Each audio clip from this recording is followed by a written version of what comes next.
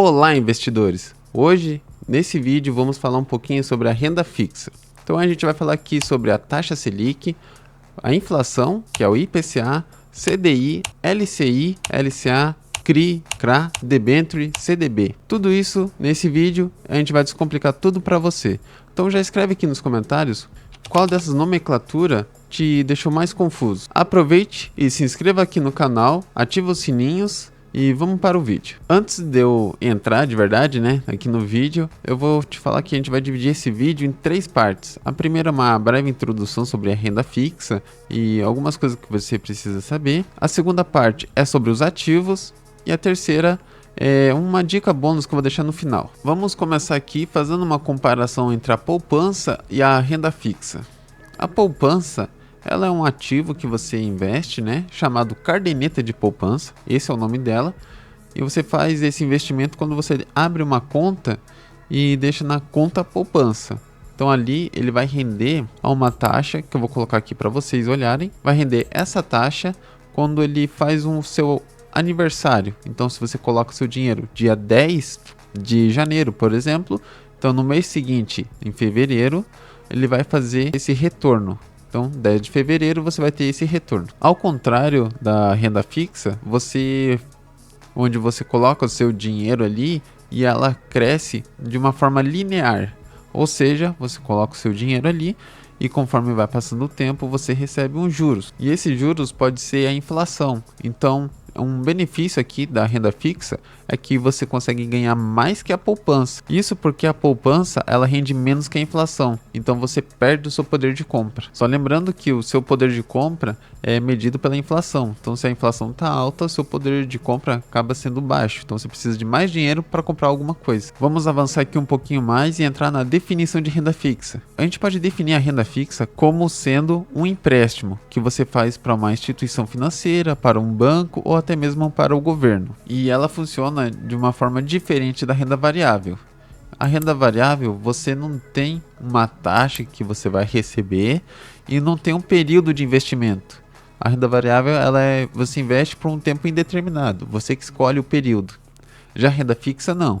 A renda fixa ela tem um prazo, ela tem uma taxa que você vai receber e é um empréstimo. Então você está pagando ali um empréstimo às vezes para um banco ou até mesmo para o governo. Eu vou te dar um exemplo aqui de como que funciona a renda fixa. Então vamos supor que você vai emprestar lá o seu dinheiro para o banco.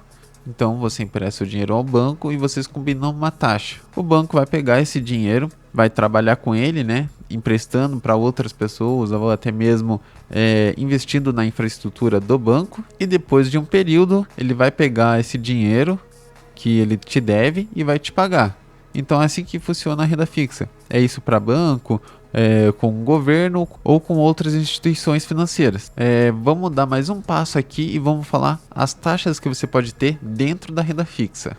São 3 taxas. É o IPCA, que é a inflação, a taxa Selic e o CDI. Eu vou te explicar como que funciona a economia de uma certa forma. Quando a inflação está subindo, o cupom, que é uma reunião feita a cada 45 dias, ele aumenta a taxa Selic. Ele faz isso para controlar a inflação. Então a gente tem um aumento da inflação. Então para controlar a inflação, a gente vai pegar e vai subir a taxa Selic para dificultar as pessoas a comprarem as coisas. Então a taxa Selic ela é a taxa de juros básica do país. Então sempre que há um aumento na taxa Selic, há um aumento no nível de juros da economia. Então se a gente tem a taxa Selic alta, fica difícil de você pegar e fazer um financiamento, por exemplo, porque daí o financiamento acaba ficando mais caro. E da mesma forma, quando a taxa Selic está baixa, é bem melhor, facilita muito para você fazer um financiamento, porque os juros estão baixos. E se você perceber, sempre que tem esse aumento de taxa Selic ou tem a diminuição nela,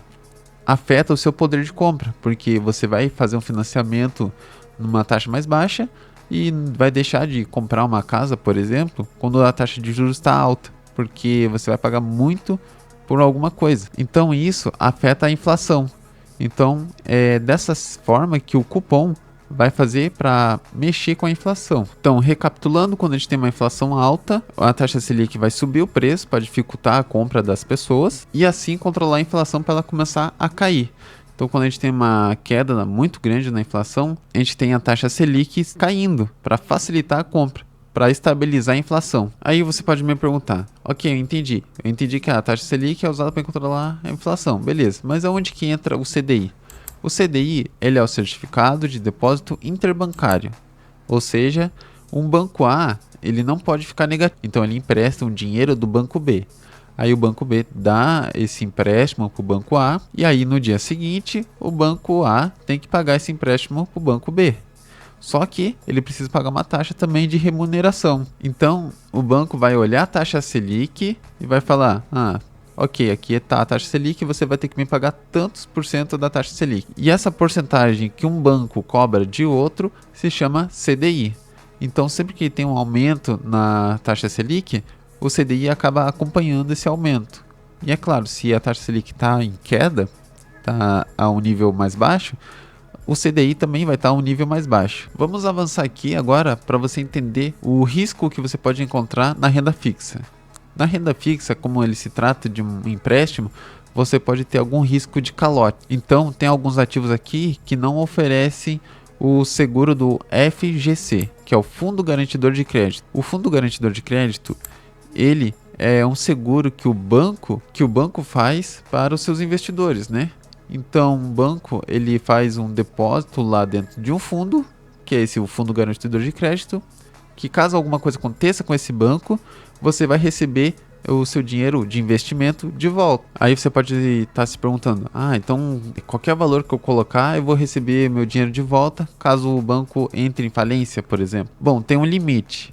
Esse limite é de 250 mil. Então, se você investir mais de 250 mil, o que é muito, na verdade, porém, se você investir mais que isso, você não consegue recuperar.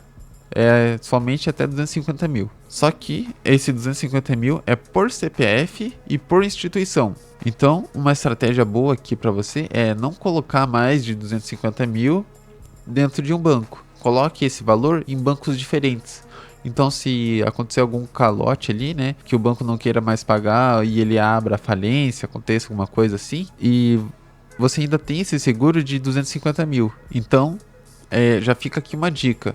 Se você tiver um valor mais de 250 mil, coloque em bancos diferentes. Assim você tem essa segurança. Outro ponto muito importante é se o teu investimento ele é pré-fixado ou é pós-fixado.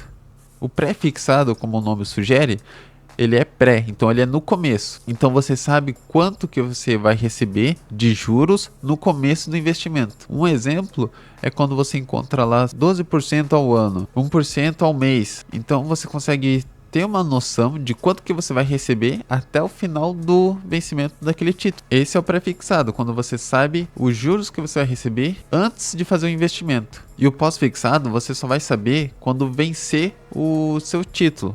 Então, só lá no final do vencimento do título. Por exemplo, você pode encontrar lá um título, que nem eu tinha falado aqui, da inflação, né?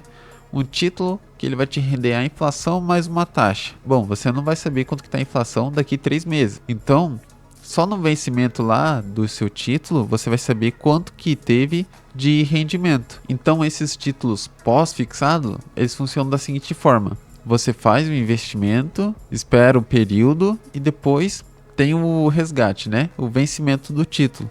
Daí quando você resgata, é feito um cálculo, vamos supor que seja de inflação o seu título. Então é feito um cálculo ali para ver quanto que teve de inflação do período que você começou a investir até o período final. Esse é um grande ponto que você precisa entender nos seus investimentos, se ele é pré-fixado ou se ele é pós. E uma coisa muito importante aqui é a questão do imposto. A gente tem o IOF e o IR. O IOF, que é o Imposto sobre Operações Financeiras, ele é uma tabela regressiva de imposto. Então a gente tem aqui o dia 1, que é o dia que você faz o investimento, que você tem a alíquota de imposto que você precisa pagar. E a gente tem aqui o dia 30, que é depois de 30 dias, que é a alíquota de imposto que você vai pagar. Aqui no caso vai ser 0. Então se você observar, ele é um imposto decrescente.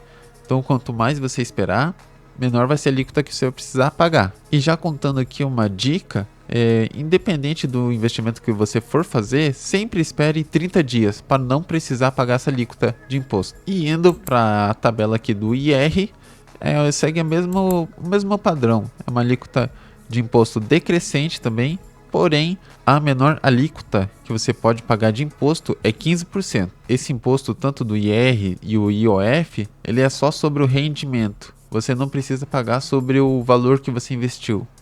Então, um exemplo aqui, você investiu lá R$100 e recebeu R$10.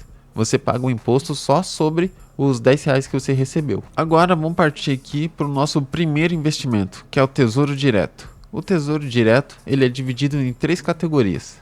O Tesouro IPCA, que é o Tesouro da Inflação, o Tesouro Selic, que é da taxa de juros lá, e o Tesouro Pré-fixado. Vamos começar aqui pelo pré-fixado. O pré-fixado você já sabe quanto que você vai receber no começo do investimento.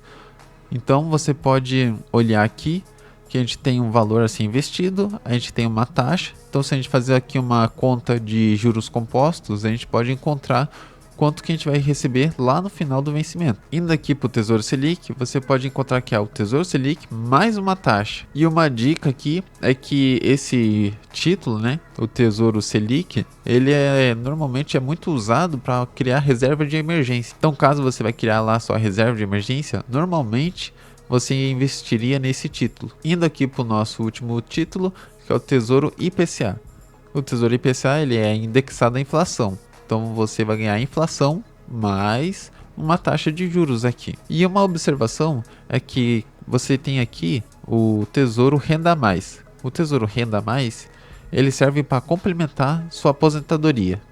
Então vamos supor que você tenha a sua aposentadoria lá, porém você quer receber mais lá no final. Então você faz esse investimento no Renda Mais para ganhar um pouco mais na sua aposentadoria. E dentro aqui dos investimentos do Tesouro Direto, você pode encontrar os tesouros semestrais. Quando você encontrar o semestral no final, quer dizer que você não vai receber os juros no final do investimento, mas você vai receber os juros a cada 6 meses.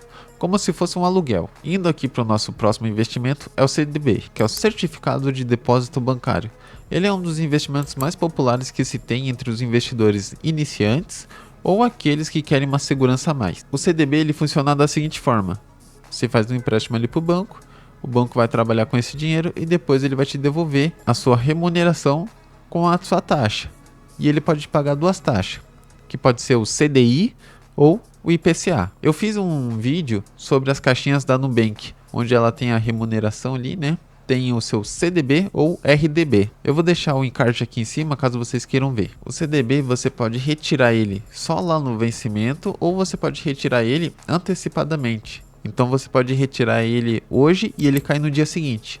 A gente chama isso de D+1. O nosso próximo título aqui é LCI e LCA, que é letra de crédito do agronegócio ou letra de crédito imobiliário. A grande diferença entre a LCI ou LCA com o CDB é que o CDB você faz um empréstimo para o banco. Já a LCI e o LCA, elas são destinadas para o setor do agronegócio ou do setor imobiliário. Então você sabe para onde está indo o seu dinheiro. E por elas serem um investimento nesses setores tão importantes para a economia, elas são isentas do imposto.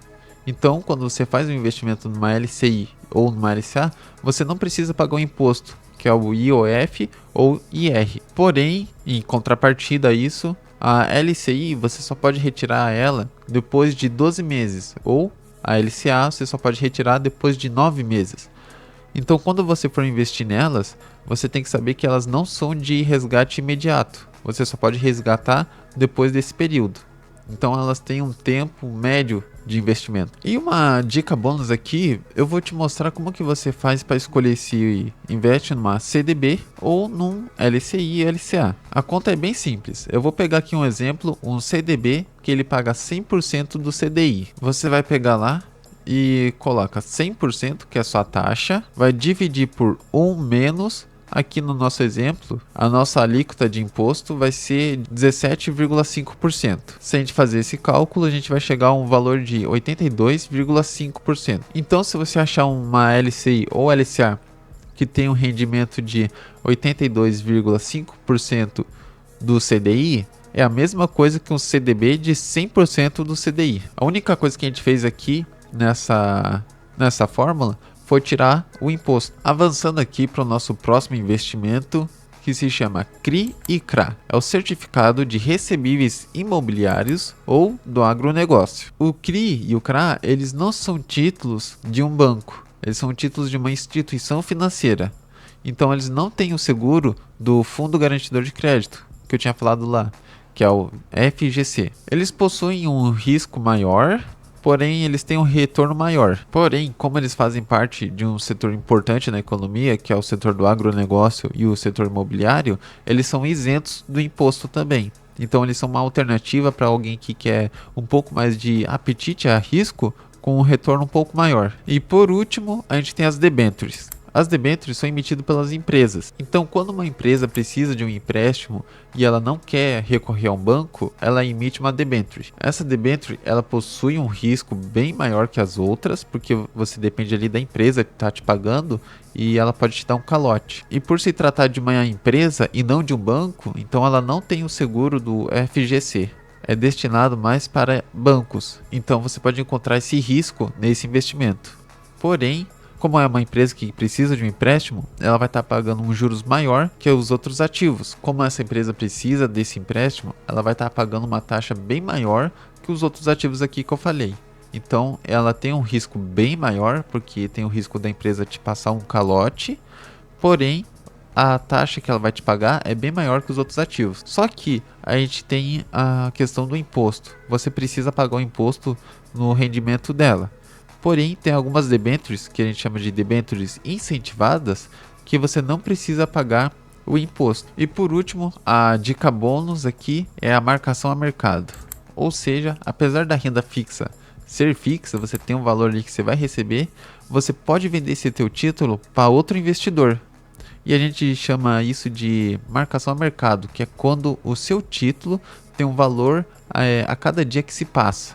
Então, a cada dia que se passa, ele vai ter um valor diferente no mercado. Então, você pode vender seu título antecipadamente para um outro investidor, porém, você pode ter um prejuízo ou um lucro. E tudo isso depende da marcação a mercado que aquele título está no momento. E para complementar essa dica, todo título que você for comprar da renda fixa, porque tem outros títulos que eu não disse aqui, como por exemplo o RDB ou LC. Todo título que você for comprar, você precisa analisar quanto que você precisa investir, por quanto tempo e qual que é a taxa que você vai receber. Feito isso, você consegue comparar com outros títulos e ver qual que é o melhor. Bom pessoal, chegamos ao fim desse vídeo, espero que vocês tenham gostado. Escreva aqui nos comentários qual desses ativos você já investe. Não se esqueça de se inscrever aqui no canal, deixa o seu like e ativa os sininhos para mais notificações. Dúvidas, questionamentos, perguntas, opiniões, deixe tudo aqui no comentário. É isso, obrigado e fui!